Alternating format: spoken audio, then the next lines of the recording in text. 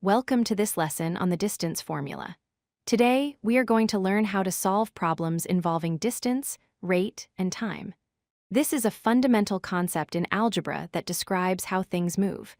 By the end of this video, you will be able to calculate how far, how fast, or how long something has traveled. Let us start by defining our variables. The formula uses three letters, d, r, and t stands for distance, which is the total length traveled, measured in units like miles, kilometers, or meters. R stands for rate, which is the speed at which an object is moving, such as miles per hour or meters per second.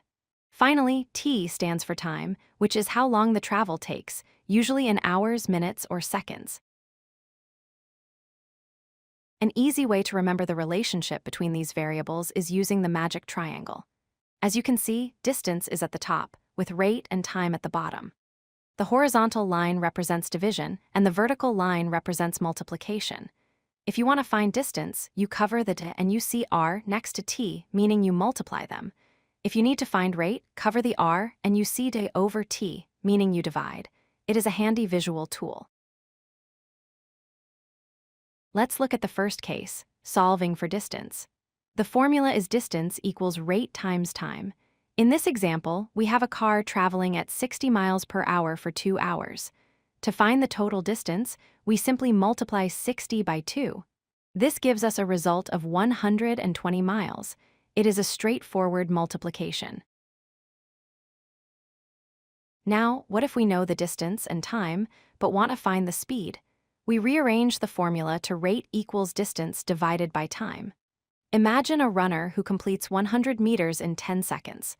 We divide 100 by 10, which tells us the runner's speed is 10 meters per second. Thirdly, let us solve for time. The formula becomes time equals distance divided by rate. For instance, if a plane travels 3,000 miles at a speed of 500 miles per hour, we divide 3,000 by 500. The result is 6. So, the flight takes exactly 6 hours. It is helpful to visualize this relationship on a graph. Here we have time on the horizontal axis and distance on the vertical axis. The line represents constant motion. The steepness, or slope, of this line actually represents the speed. A steeper orange line means a faster speed because distance increases quickly. A flatter blue line indicates a slower speed. Here is the most common pitfall in these problems: unit consistency. You must ensure your time units match. If speed is in miles per hour, your time cannot be in minutes. In this example, if you travel at 60 miles per hour for 30 minutes, you cannot multiply 60 by 30. You must first convert 30 minutes to 0.5 hours. Then, 60 times 0.5 gives you the correct distance of 30 miles. To tackle word problems effectively, follow these 4 steps. First, identify which variable you are solving for. Second, list out the values you already know.